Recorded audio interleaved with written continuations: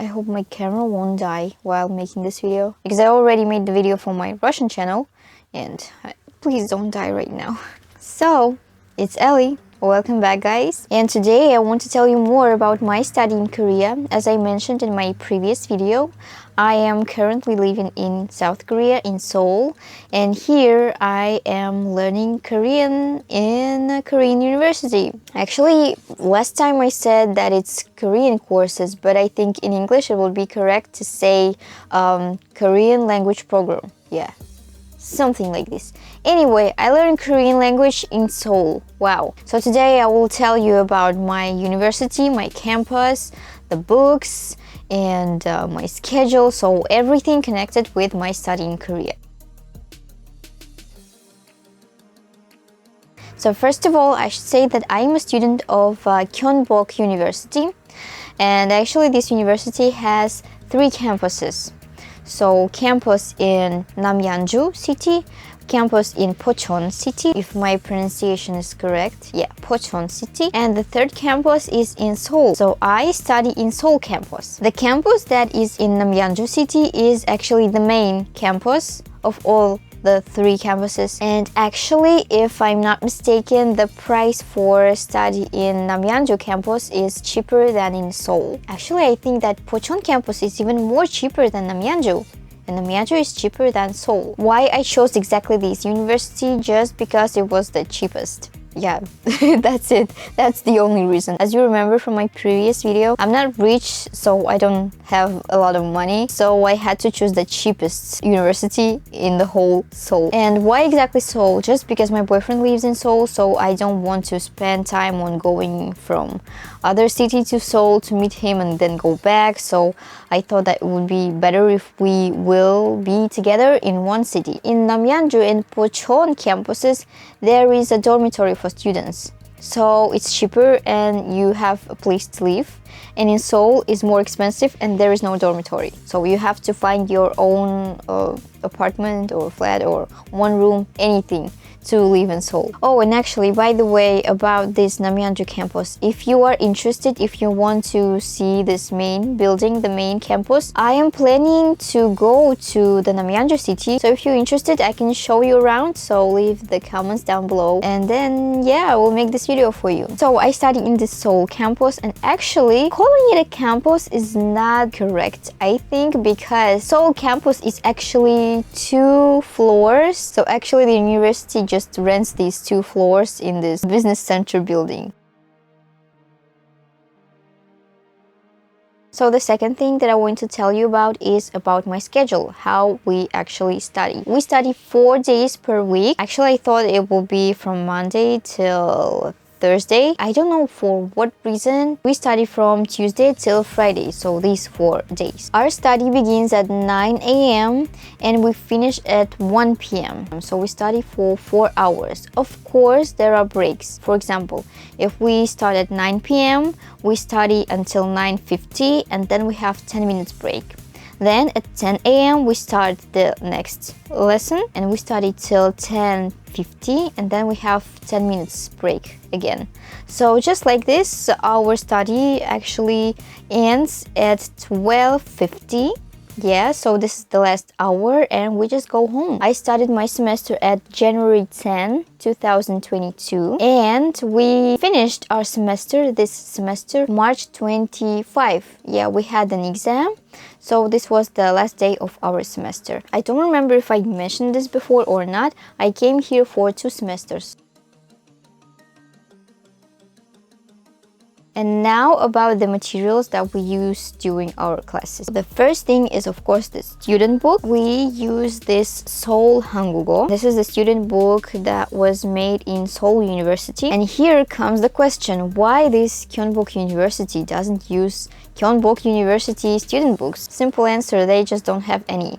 They use this one because the quality is kind of good, and yeah, if everybody likes it, if students like it, then why not?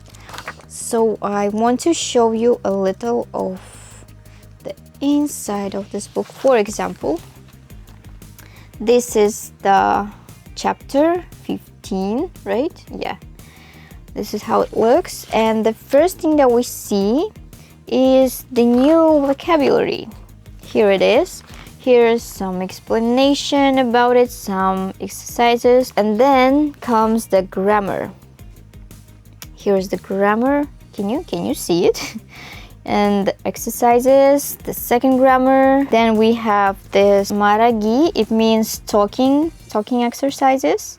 Here's the dialogue, so we kind of work with this dialogue. And yeah, then comes grammar again, and then speaking again. And we actually speak a lot with the teacher. Yeah, that's really good, because when you just read something and learn new words, it's just really nothing, because you learn the language so that you could speak this language. And that's why I like our university, because the teachers really try hard to make us speak. And then the last part is reading and writing. Here's the text, and here's this writing exercise, and yeah, some things more. So yeah, basically that's how our student book looks. And then we also have workbook. So this is how the workbook looks. There's also like for every this is chapter 15. For every chapter there are exercises for every grammar and also for new vocabulary. So there are many different and interesting exercises. And another thing that we have is this special book from Kyungbok University. You won't believe it, but yeah, they made this. So this is actually for audio exercises for 듣기. For every chapter they have this kind of exercises. This is just for grammar, and also here. So here are exercises for listening practice.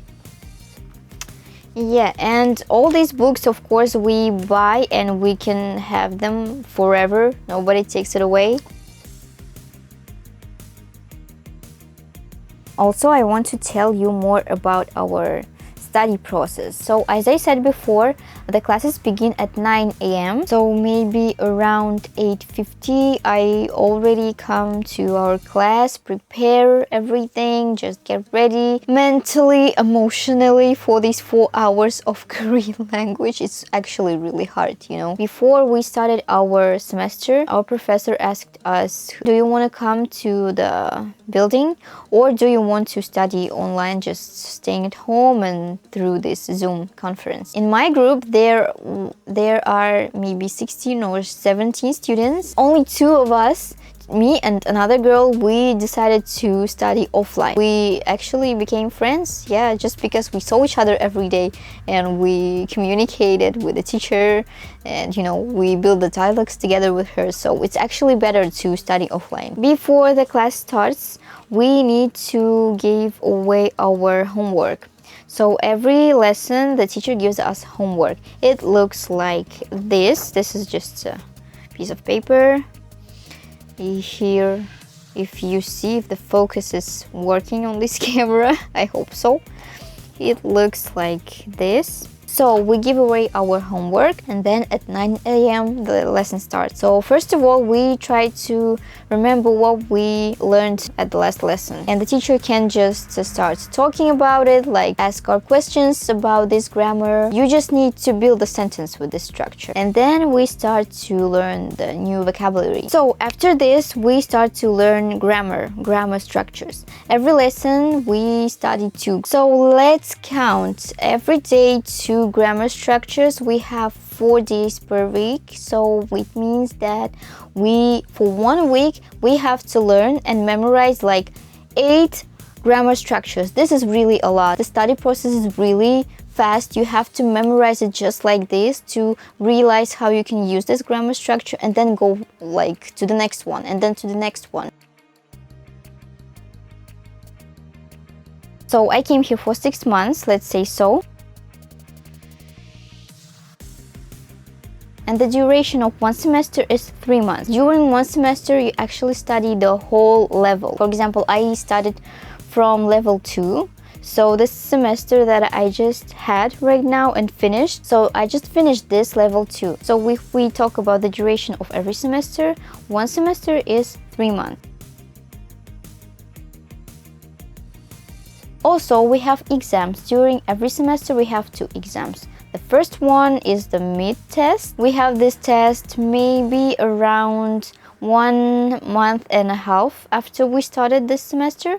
And then the second test is, well, logically it is at the end of the semester. And I want to tell you how this exam goes. First of all, the exam goes within 2 days. The first day is the writing part. So this writing part includes a reading, listening, and writing. And the first part, you just read the texts and just do exercises. Then you have a break, maybe around 10 or 15 minutes. Then we start the listening part. The listening part's duration is about 45 minutes. So all this time we have to listen to these dialogues and different texts. And we have to do all these exercises. Then we have a break around 15 minutes again. And then the last part is, I think that is the most important one, because you have to write an essay. You have to write 200 words, I guess. Yeah, around this, not less. This is the first day of exam. The second one is the next day. So this part is about speaking. You have to show how you can speak Korean. Of course, we get the questions for this speaking test beforehand. But we get these questions on the last day of our last classes. So for example, if your last class is Tuesday, so the next day you have exam. So you have just one day, actually no, one night to prepare answers for these questions. But anyway, you have to prepare anyhow to get the higher score. This is really stressful, I should say, but this is possible. If you're really eager to learn Korean, you can do it. It's not hard if you really study. Yeah, I think that is basically it for today. Like, share, and subscribe, and tell me what you want to see more on my channel. What kind of videos do you want to see? And I hope that soon the weather will get warmer here in Seoul and I will show you more beautiful places. Yeah, I hope so. So thanks for watching and see you in the next video.